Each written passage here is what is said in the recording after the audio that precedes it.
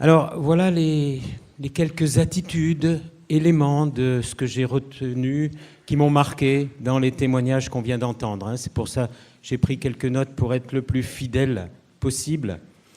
Mais comme ce sont des perspectives, c'est des ouvertures pour que chacun les traduise à sa manière, bien sûr. Dans la révolution digitale, on parle beaucoup aujourd'hui dans les journaux et un peu partout, plutôt d'attitude transhumaniste que d'attitude humaniste, hein. Et ce soir, pourtant, on est plutôt sur les attitudes humanistes pour vivre cette révolution digitale, et je trouve que c'est déjà une attitude fondamentale extrêmement forte, hein.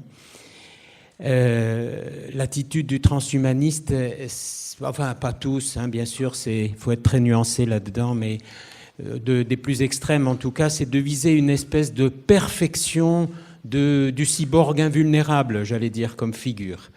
Et vous nous avez au contraire attiré l'attention sur oser regarder non pas notre invulnérabilité supposée, mais nos vulnérabilités réelles.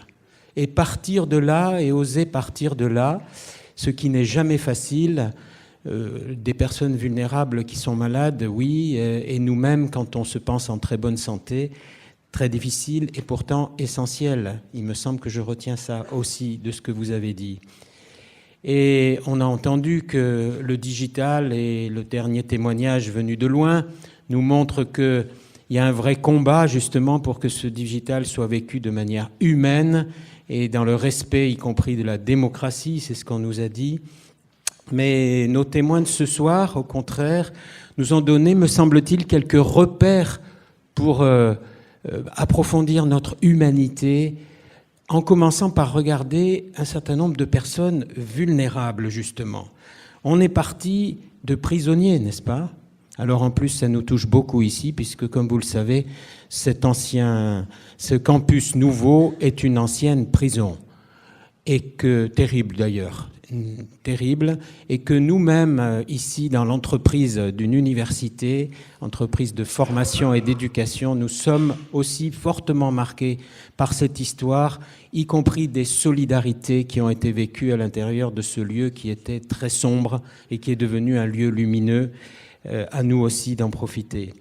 Nous avons continué à partir du choc produit par des femmes victimes de violences et de voir aussi comment elles ont rebondi, certaines d'entre elles, et comment elles ont stimulé finalement notre propre créativité. Nous sommes partis aussi d'une personne atteinte d'une maladie de Parkinson et comment les technologies, lorsqu'elles sont justement à destination de ceux qui ont le plus de souffrance, peuvent provoquer non seulement, bien sûr, la réparation, quelque part, de ce qui marche mal, mais aussi le bien-être et le souffle de ceux qui les fabriquent et de ceux qui les proposent.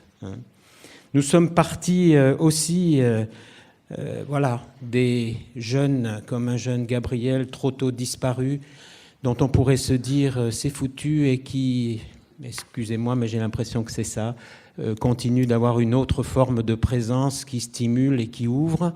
Ça, c'est pas le moindre des aspects d'être toujours lié, relié avec ceux, évidemment, qui vivent aujourd'hui, mais dans une famille qui n'a pas de temps ni d'âge. Ça, c'est pas le moindre non plus des souffles qui peut nous animer.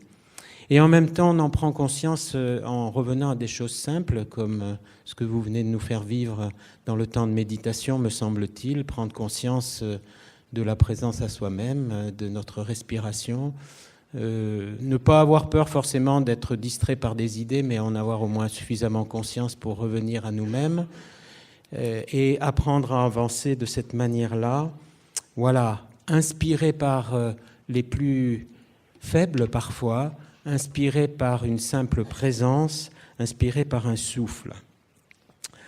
Alors, justement, ces relations qui continuent de nous donner souffle, il me semble que vous les avez dites chacune et chacun à votre manière, des relations qui donnent souffle, qui aident à trouver un sens.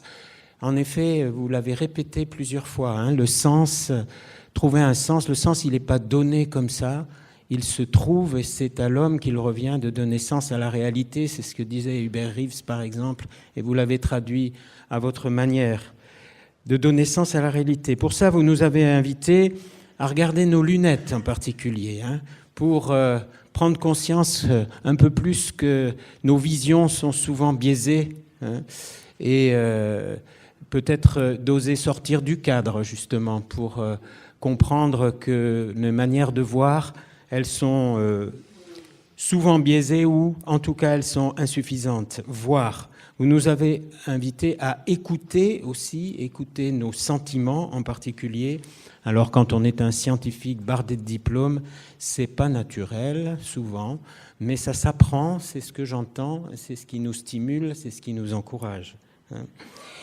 Vous nous avez invités à accueillir, en effet, non seulement la vulnérabilité des autres, mais nos vulnérabilités, et en particulier cette capacité, à partir de ce moment-là, de rebondir.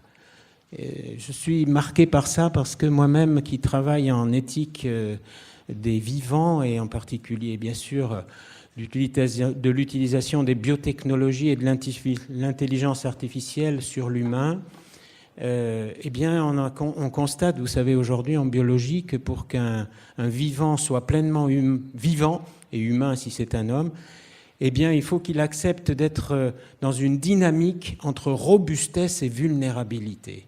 C'est-à-dire qu'il n'y a de vivant qu'un vivant qui se laisse transformer par l'environnement, notamment, y compris l'environnement psychique, et qui en même temps, bien sûr, a une robustesse suffisante pour continuer d'avancer.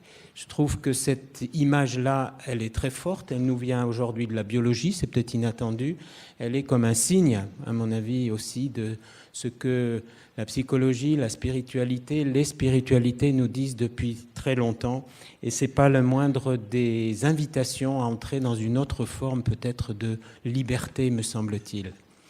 J'ai beaucoup aimé aussi dans votre témoignage quand vous avez dit aussi à la fois le leadership, l'aventure que vous avez vécue avec votre associé, et à un moment donné la capacité de s'effacer pour laisser place à ses collaborateurs. Alors ça, c'est facile à dire, c'est extrêmement difficile à vivre, je trouve, et j'y entends pour tout le monde, pour moi aussi bien sûr, et j'y entends là aussi la même source que celle dont nous parlons d'inspiration. C'est aussi une source dans l'action, et se réjouir du succès des autres en s'effaçant d'une certaine manière. Ça ne veut pas dire en passant sous la table, mais en laissant l'autre prendre la cordée.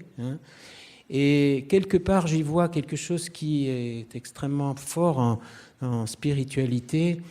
C'est la capacité de se désapproprier, pas simplement de son argent, mais de sa mission, de son travail, pour le vivre encore plus librement.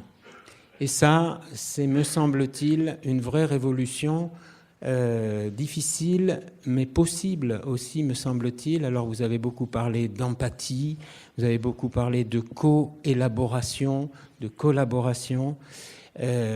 Oui, mais lorsqu'on est propriétaire, y compris de son entreprise, même si on en a hérité, il y a un côté du propriétaire où il n'y a plus de place pour d'autres. Et lorsqu'on apprend à se laisser désapproprier, y compris de ceux qui nous met le plus en valeur, il y a quelque chose de très beau et de très fort qui se dit là. Peut-être que justement le souffle intérieur dont vous nous avez parlé, comme vital pour vivre nos missions et nos responsabilités, il peut aussi nous entraîner bien au-delà de cet ego qui fonctionne si vite et qui est cause de tellement de difficultés et qui est en même temps notre condition humaine. Donc c'est pas surprenant, et ça je le retire aussi de ce que vous nous dites. Nous avons des méandres, nous sommes dans des méandres, nous pouvons être en prison même sans être derrière des barreaux, mais nous sommes aussi avec cette capacité extraordinaire de rebondir. Vous nous dites là que le souffle intérieur, c'est sans doute celui qui nous permet ainsi de rebondir et d'aider d'autres à le faire. Il me semble qu'il y a en effet des belles perspectives. Merci. Alors, je me mets à la lumière, surtout pour mettre à la lumière encore un peu plus les beautés qui nous sont partagées. Merci de nous avoir conviés. C'est toujours fort quand un chef ou une chef d'entreprise nous dit son bouleversement intérieur. Et on a entendu ce bouleversement intérieur à l'heure du digital, j'allais dire passer de l'intelligence artificielle à l'intelligence du pourquoi, pour reprendre ce que vous venez de dire, non pas de manière théorique, mais à travers l'expérience.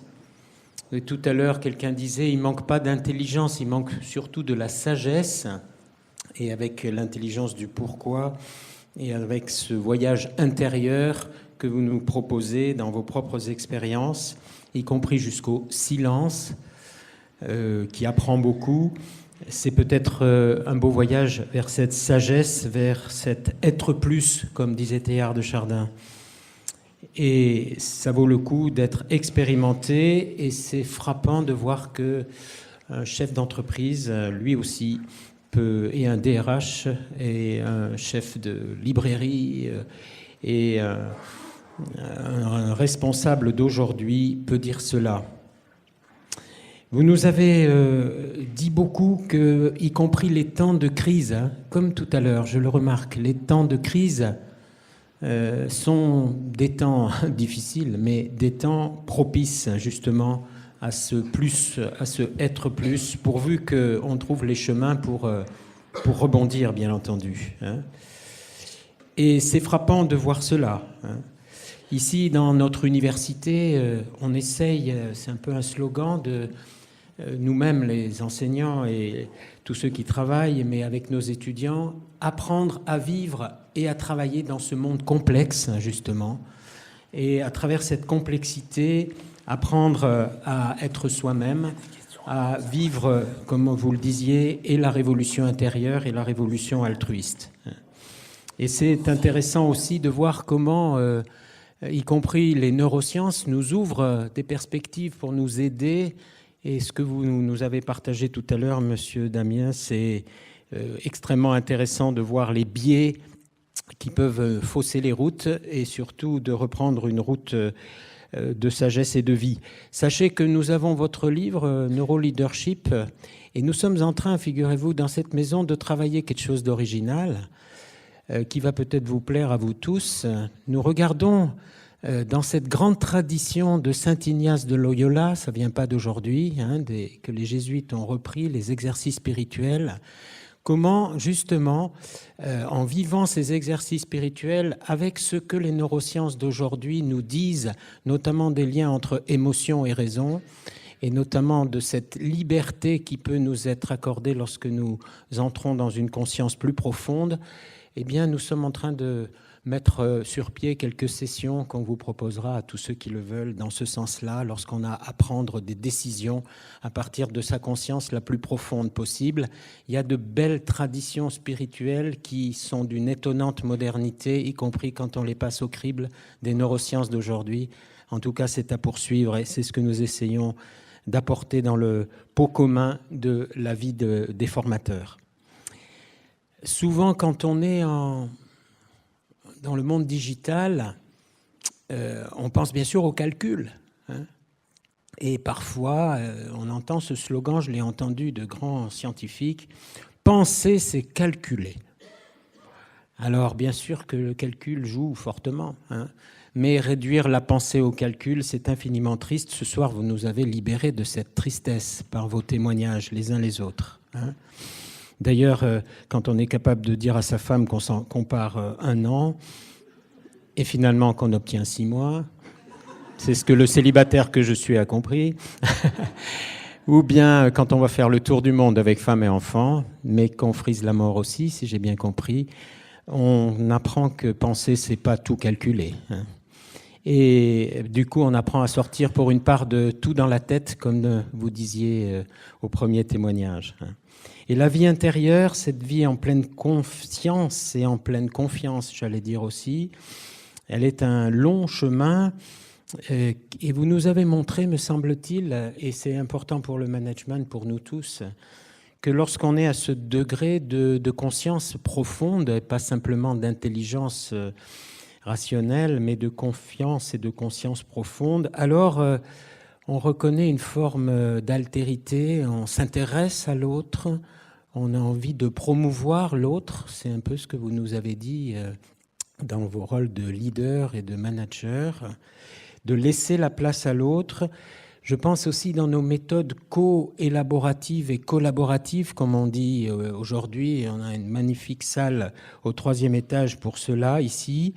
Eh bien, il y a à la fois de la co-élaboration, de la collaboration, mais il me semble que j'ai entendu chez vous aussi de la coopération, c'est-à-dire un partage avec l'autre qui va au-delà des co-élaborations, me semble-t-il, purement interactives. Il y a là quelque chose d'une révolution altruiste, me semble-t-il, telle qu'elle nous a été proposée ce soir. Quand on se retrouve à un degré de conscience suffisamment fort et que l'ego n'est plus le premier qui pilote tout, même s'il est toujours là, bien sûr. Quand j'ai entendu aussi ces expériences de profondeur, je me disais aujourd'hui dans les grandes questions d'éthique des sciences et technologies que nous essayons pour notre part de travailler ici, et puis hier j'étais avec le comité consultatif national d'éthique, où on prépare les états généraux de la bioéthique qui vont arriver en mars, avril, mai prochain, 2018. On se disait avec tous les membres des différents comités d'éthique, qu'est-ce qui va permettre justement à un pays comme le nôtre de vivre un espace de liberté pour que, en croyant fortement à l'intérêt de cette intelligence artificielle, de ces technologies d'aujourd'hui, qu'il ne s'agit absolument pas de rejeter bien sûr, on va pouvoir les vivre avec une profonde humanité qui est un véritable service de l'homme.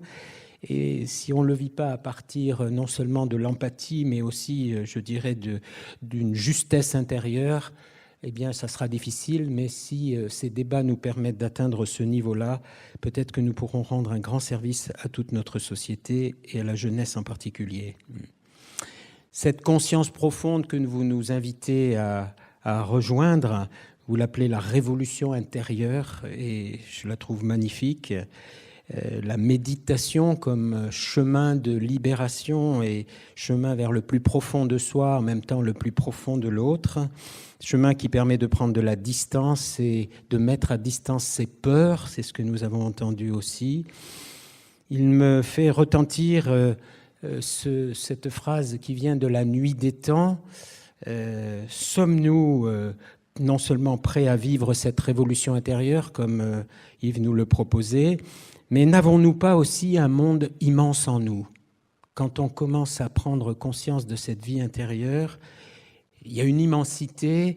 Vous nous avez proposé des voyages autour du monde, peut-être que le voyage le plus extraordinaire que vous avez fait d'ailleurs en même temps que vous alliez au bout du monde, c'est d'aller le plus loin possible au fond du cœur, où là, une richesse, une étonnante richesse, une étonnante résonance se dit et se vit.